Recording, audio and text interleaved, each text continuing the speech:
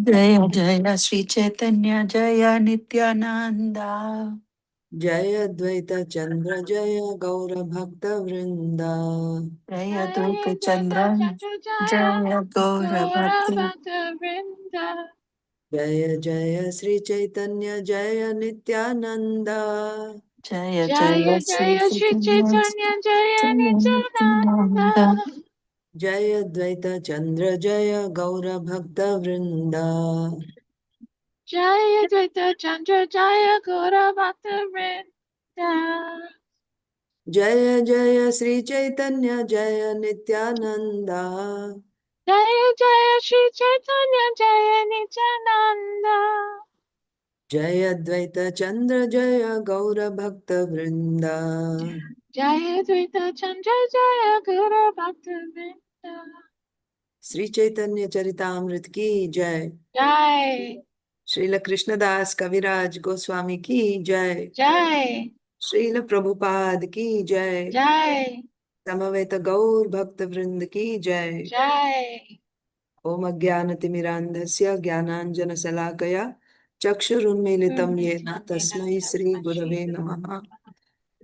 Namo Vishnupadaya Krishna Presthaya Bhutale Srimate Bhakti Vedanta Swaminiti Namine Namaste Saraswate Deve Gauravani Pracharine Nirvishesha Shunyavadi Paschatya Deshatarine Jai Sri Krishna Chaitanya Prabhu Nityananda Sri Advaita Gadadhar Srivasadi Gaur Bhakta Vrinda Hare Krishna Krishna Krishna Hare Hare Hare Ram Ram Ram Hare Hare.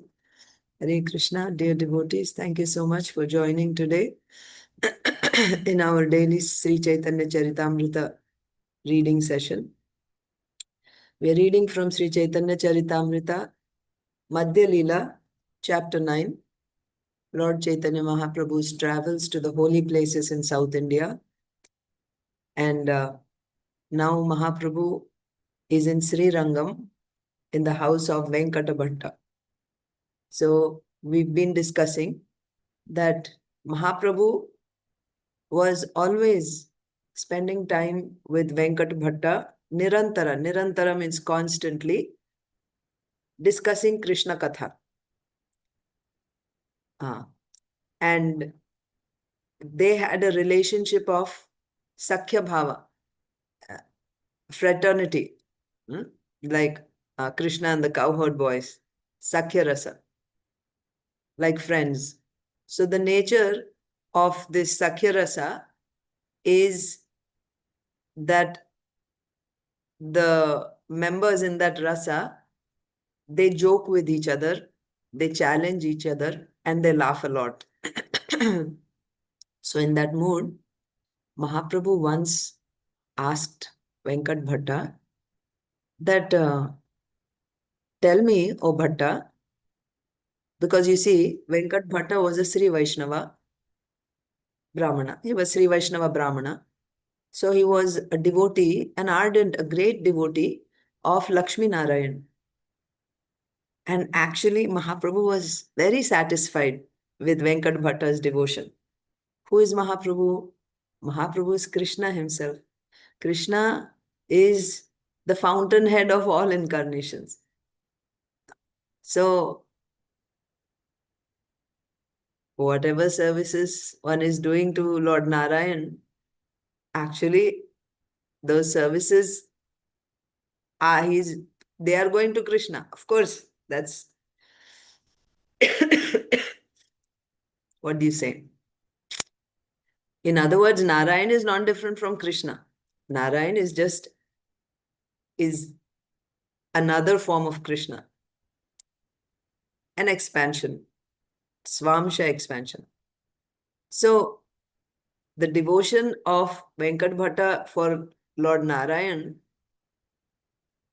is experienced by Krishna.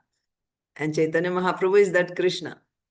So Lord Chaitanya Mahaprabhu was very satisfied, completely satisfied with the devotion of Venkat Bhatta.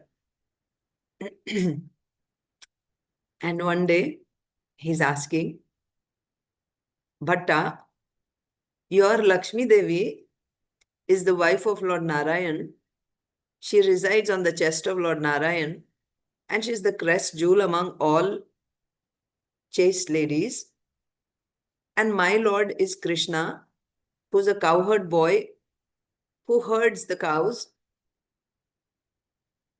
Tell me, how is it that in spite of being a chaste lady, your Lakshmi Devi desires to associate with my Lord Kṛṣṇa? And not only is she desiring, in order to fulfill this desire, she gave up all the pleasure and opulences of Vaikuntha and performed, observed many vows according to strict rules and regulations. She performed a lot of penance,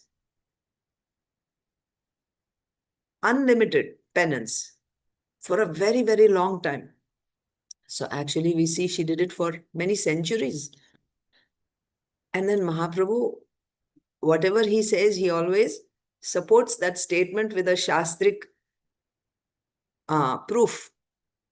So we saw how the wives of Kaliya are praying to Lord Kṛṣṇa that we don't understand how, being a serpent, this Kaliya got the opportunity of being touched by the dust of your lotus feet.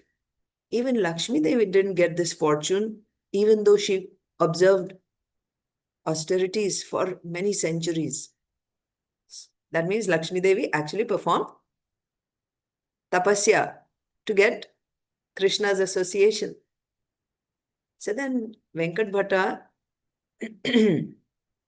defended, in his defense, he said, Kṛṣṇa and Narayan are the same person.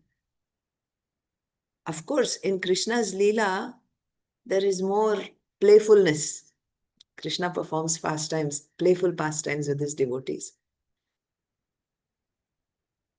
By touching Kṛṣṇa, the chastity of Lakshmi Devi is not in any way diminished.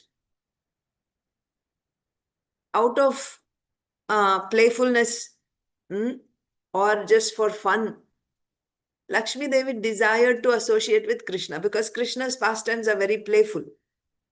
Kṛṣṇa's pastimes are very sportive in nature, and hence they are more relishable than Lord Narayan's pastimes. And there is no difference between Lakshmi and Narayan. I mean, Narayan and Kṛṣṇa, he is the same person. And by Kṛṣṇa's touch, Lakshmi Devi's chastity is not going to be diminished in any way. Out of playfulness, wanting to relish the sportive pastimes of Kṛṣṇa, she has desired to associate with Kṛṣṇa. This is not going to break the vow of her chastity. That's the point. And Venkat Bhatta also, to prove his point, quotes from Shastra saying that according to transcendental realization, there is no difference between the forms of Lord Narayan and Kṛṣṇa. Yet, there is a special transcendental attraction in Kṛṣṇa's pastimes due to the conjugal mellow. And in that way, he is surpassing Lord Narayan. This is the conclusion of transcendental mellows. So, Lakshmi Devi's chastity is not affected by associating with Kṛṣṇa. And on top of that, she'll get additional pleasure by participating in the rāsa Leela of Kṛṣṇa. Her chastity is not affected and she'll get additional pleasure because Kṛṣṇa's pastimes have this special transcendental attraction due to conjugal mellows. So she'll get extra benefit of the rāsa dance by associating with Kṛṣṇa without spoiling her chastity. Vinodini means, the enjoyer. Lakshmi Devi being the internal energy of the Supreme Lord, the Lord is the enjoyer. So she's also, being his consort, she also wants to enjoy. So Vinodini Lakshmira Hoi Kṛṣṇa Abhilash. So Lakshmi Devi, who wants to enjoy this conjugal pleasure, desired to be with Kṛṣṇa. What is the fault in this? Why you are making fun of her? Why are you joking like that? Venkat Bhatta retaliated. So Mahāprabhu said, I know, I understand that there is no fault in Lakshmi Devi's desiring to associate with Kṛṣṇa. But I have heard that, I have heard from Shastra, in Shastra, that even though Lakshmi Devi performed such severe tapasya, she didn't get entrance into the Rasa Leela. Then Mahaprabhu quoted a verse again from Shastra to show that this is from the Srimad Bhagavatam, that when Kṛṣṇa danced with the gopis in Rasa Leela, the gopis embraced him. No, they were embraced by Lord Kṛṣṇa's arms. When they were performing Rasa Leela, the gopis were embraced by the Lord's arms. Such transcendental favor was not bestowed even on Lakshmi Devi. It was never bestowed on Lakshmi Devi. That means Lakshmi Devi never got to dance in the Rasa Leela. That was her desire, for which she performed severe tapasya for many centuries. But she never got entrance into the Rasa Leela.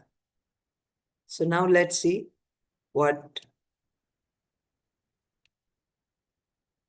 how the discussion progresses. Lakṣmī kene na pāilo ihāra ki kāraṇa, tapa kari kaiche Kṛṣṇa pāilo śruti-gaṇa. Lakshmi Devi, why? What is the reason that Lakshmi Devi did not get entrance into Rasa Leela? Ihāra ki kāraṇa. Lakshmi Devi didn't get entrance into Rasa Leela. What is the cause for this? What is the reason? Mahaprabhu is asking. Okay, I have no problem. I actually accept that there's no fault on Lakshmi Devi's desiring to associate with Kṛṣṇa. There's no fault. But my question is, why she was not allowed into the Rasa Leela? Tapa kari kaiche Kṛṣṇa pāilo śruti-gaṇa. But the Vedas, they desired to associate with Kṛṣṇa. They wanted to become gopis and dance with Kṛṣṇa, meaning they wanted to enjoy or participate. They wanted to participate in the conjugal rasa with Kṛṣṇa. Who? The Vedas. You know what happened? In the 10th canto of Srimad Bhagavatam, chapter 87, is called Veda Stuti. The Vedas are glorifying the Supreme Lord. How they glorify the Supreme Lord? Personified, Vedas personified. You see, when the Lord is sleeping in Yoga Nidra, and then he opens his eyes and glances on Prakriti, and then creation unfolds. And then after 100 years of Brahmaji, everything goes back into the Lord. He closes his eyes and he's in Yoga Nidra. So when the Lord desires to create, that very moment, as soon as he gets that desire, Prakriti is also in him. The living entities, conditioned souls are also in him. This is Mahavishnu, kāraṇa Dakshaya Vishnu. They're all in the body of the Lord. So when he's sleeping, as soon as that desire comes that he wants to, create, Prakriti immediately comes outside and she's standing there. And when the Lord opens his eyes, he glances on Prakriti, and then through that glance, time enters Prakriti, agitates her, all the conditioned souls also enter her. They're impregnated into Prakriti and creation begins. First the elements and then the universes, and he enters into the universe. Like that, creation starts there. But at that time, the Vedas come outside, and the Lord is just, he didn't open his eyes yet. The Vedas are standing, personified Vedas are standing, and they start glorifying the Lord. Just like a king in the morning, when to wake up the king, all his ministers, his, ministers, especially officials and bards, poets, they start singing nicely, very melodiously and loudly. They start singing the glories of the king, how wonderful he is, how chivalrous and how kind. He's such a great king. And oh, wake up, our dear Lord, we are waiting for you. And now you have so many, wonderful activities to do. Like that, they keep singing. By that, even before he wakes up hearing his glories. What happens is, in the case of a mortal king in this world, what happens by that is he becomes enthused, encouraged and enlivened, right? To take up, because a Kshatriya's activities are not easy. He has to do difficult job, difficult activities. So for him to do that, he will need that boost. He will need that push. That's why he has also, Kshatriyas have many wives, because a wife, if we see in Kṛṣṇa book, in Srimad Bhagavatam, even the queens of Lord Kṛṣṇa, they call themselves maid servants. They call themselves maid servants. Draupadi, when they're talking to Draupadi. So the role of a wife is like the relationship between the husband and wife is like a guru and disciple, master and servant. She always inspires him, encourages him. By that, he gets the strength to go and face the world, deal with all the, difficult situations in the world, the negativities in the world. And when he comes home, his wife, by her services, by her subordinate, position, she, nourishes, or what do you say, pacifies him from all that, energy from outside. That's the role of a wife. She plays different roles. So she acts as a maidservant, as a dasi. She acts as a minister by giving him advice. And she acts as a mother by providing him proper food that will nourish his body.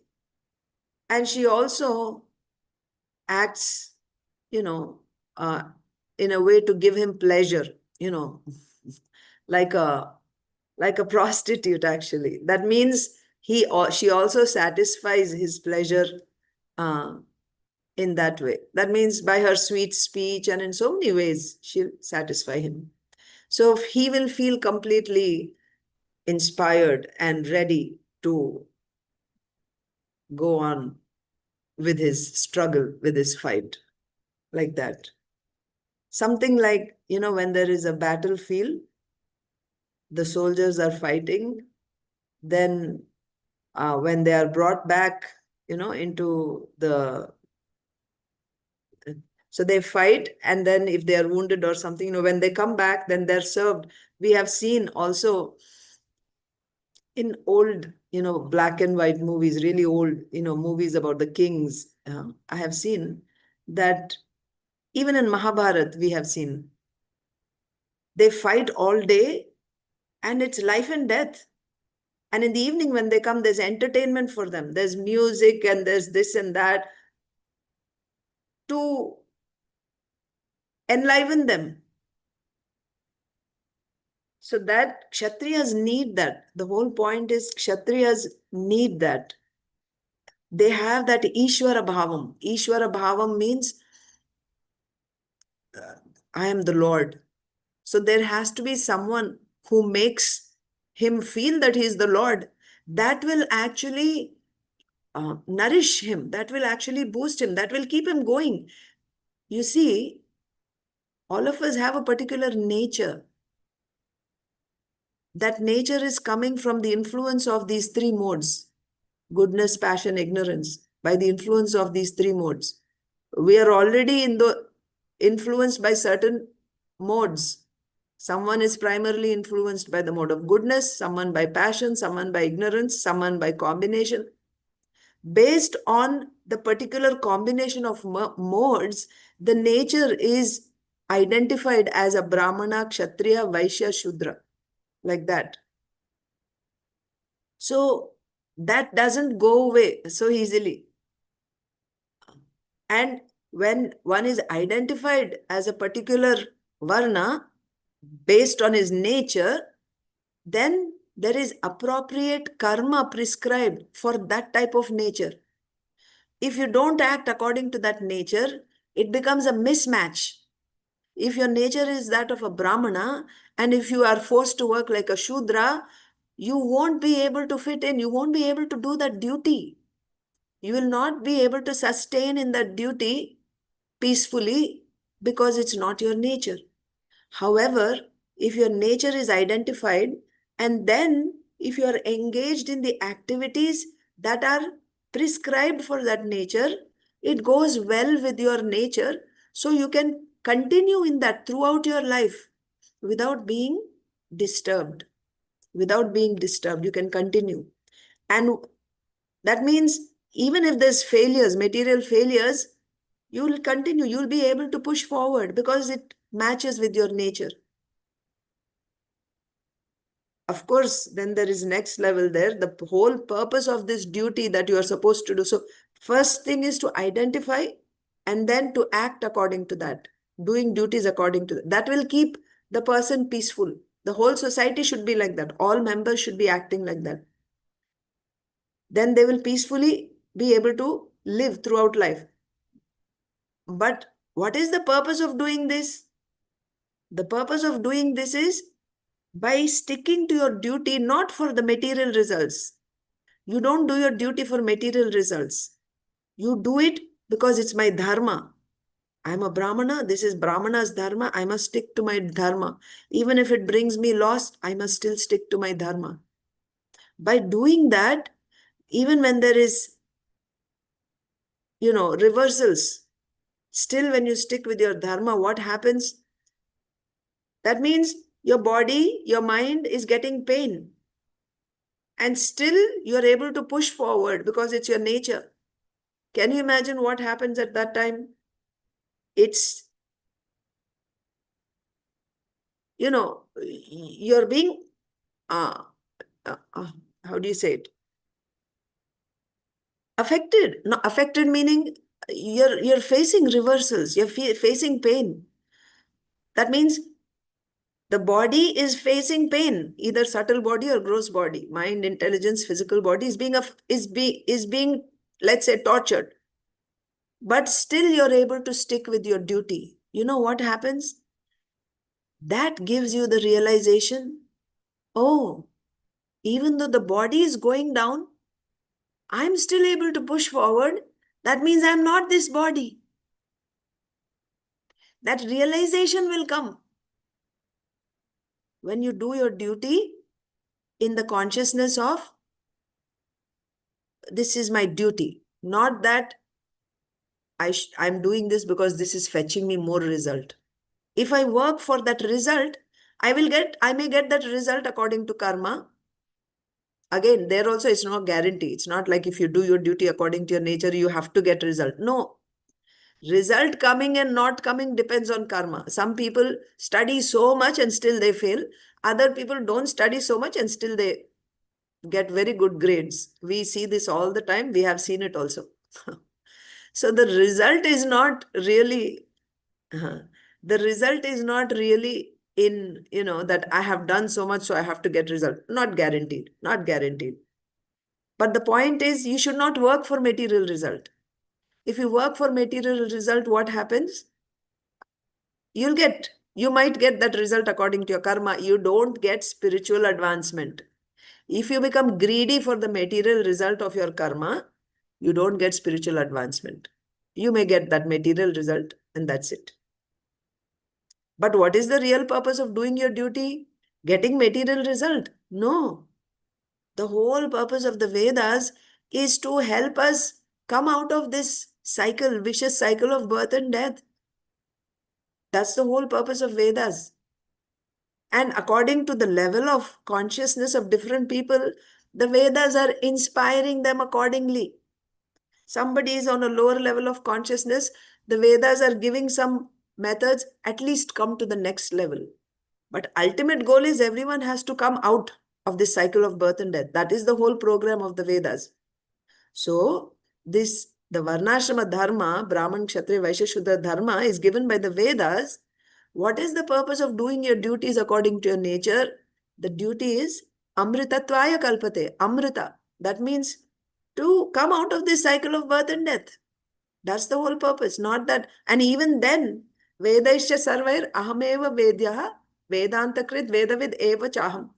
The purpose of the Vedas is to ultimately, the highest realization of the absolute truth is Kṛṣṇa, to surrender to Kṛṣṇa. That is the ultimate actually. That's the ultimate. In that also there are different levels, lower level, higher level. Topmost is surrendering to Kṛṣṇa. So now I am telling you that Kshatriyas, we were talking about Kshatriyas. Kshatriyas, so that according to our nature, Kshatriya's nature is he needs to be boosted like that. He needs subordinates who bow down before him and say, yes, sir, right? And you are our Lord, you are our protector, we are dependent on you, you are our savior. He feels, he needs to hear that, and he feels responsible for their protection. This type of mentality is also there in men, in the body of a man, subtle body, gross body. He needs to feel that he is in control, he is in charge. Therefore, he needs the support of his wife and then children, right? Dependents and servants, like that. And when he's maintaining them and they're obedient to him, faithful to him, then such a household moves nicely forward. Who is saying this? Srila Prabhupada says this in the Kardama Muni Devahuti's marriage episode. There in the purport, Srila Prabhupada very elaborately explains these things. But anyway, coming back to our point, story inside story, story inside story, we went far away. But I'm coming back now, connecting all the points. What we were discussing is the Vedas. The way a king is, when he's sleeping, his ministers, his poets, they come to sing about his glories to wake him up, and that really inspires him, energizes him, and he gets the boost that he needs in the morning to start his day. Similarly, who is the Supreme King? The Supreme Lord. So Lord Mahavishnu, before he's just about to open his eyes, the Vedas are also manifest, personified Vedas, and they are chanting the glory. So you see, in Tirupati temple, they say, Suprabhatam, right? Wake up, O Lord, like that. Like how the bards sing to the king. The original king is the Supreme Lord. And his devotees are singing, Uttishta, Uttishta, Garudadhvaja. Wake up, my Lord. You're so wonderful. You're so beautiful. All your devotees are waiting for you. My Lord, please wake up. Like that. So that is Veda Stuti. Vedas are praising the Lord. Veda Stuti. So in the Srimad Bhagavatam, 10th canto, 87th chapter, is entitled Veda Stuti, where the Vedas are glorifying the wonderful qualities of the Supreme Lord. What happened was, while glorifying the wonderful qualities of the Supreme Lord, they also talk about Krishna's pastimes, Krishna's beauty. And while glorifying, they got a desire, they got attracted to participate in the Leela of the Lord, like the gopis in conjugal rasa. They got that desire. The Vedas got that desire. As they were glorifying the Supreme Lord, they get the desire to participate in the Lord's conjugal pastimes. So for that, the Vedas also did tapasya. And lo and behold, they got that opportunity. When Krishna appeared in the previous Dwapar Yuga, the Vedas actually appeared as gopis in Gokul, in Vraja. And they were trained by the Nitya Siddha gopis. So gopis are of different types, of 4 kinds. There is Nitya Siddha gopis, the eternally liberated gopis who are residing in the spiritual world. When Krishna comes down, they also come with Krishna, eternally liberated. So, and then there is the second kind, the Devata gopis, like the consorts of the demigods. When Brahmaji went to the ocean, to the shore of the Kshirodaka ocean, taking Bhumi Devi, that, she's being oppressed by all these demons who are now dressed as kings. So when Brahmaji went there, he heard the instructions of Kshirodaka Vishnu. So at that time, the instruction was all the demigods and along with their wives, they should appear in the family of Yadu dynasty. So demigods were also there. So demigods' wives, they also got attracted to participate in Krishna's Ras Leela. So they appear as gopis. So Shruti-chara gopis means the Vedas. Then Rishi-chara gopis means in Rishi-chara gopis means the rishis in Dandakaranya during Lord Ramchandra's time. They were also attracted seeing Lord Ramchandra, and they wanted to, they got attracted. They wanted to participate in conjugal rasa with the Lord. And Lord Ramchandra said, no, in this form, I have only one wife. But in the next yuga, Kali Yuga, I will appear as Krishna. And at that time, you can participate with me. In that, role, as Krishna, I can entertain. No problem. So all those rishis of Dandakaranya, they also appeared as gopis. So Shruti-chara gopis, Rishi-chara gopis, Devata gopis, and then the 4th one is Nitya Siddha gopis, eternal, like that. So the point that is being made here by Sri Caitanya Mahaprabhu is, there's no fault in Lakshmi Devi's desiring, but why she didn't get entrance into Ras Leela? That is my question. We hear from Shrutis that she didn't. We hear from the Shastra that she didn't get entrance into Ras Leela. Why she didn't get? But we see that the Vedas, they did tapasya. Lakshmi did tapasya, but she didn't get entrance. Vedas did tapasya, they got entrance into Ras Leela. They became gopis. So all these other 3, that means Rishi-chara, Shruti-chara, Devata gopis, they have to be trained under Nitya Siddha gopis. Then they also got to participate in the Ras Leela. So that is Mahaprabhu's question. Why Lakshmi Devi didn't get entrance, even though the Vedas got entrance? Okay. So with that, we will end today's session. Thank you all so much for joining today. Sri Chaitanya Charitamrita ki jai. Srila Krishnadas Kaviraj Goswami ki jai. Srila Prabhupada ki jai. Samaveta Gaur Bhaktivinoda ki jai. Thank you, Mataji. Kripa Thank you, Sindhu Mataji. Prajapatitana Pavanebhyo Vaishnavebhyo Namo Namah. Thank you. Hare Krishna. Hare Hare Krishna.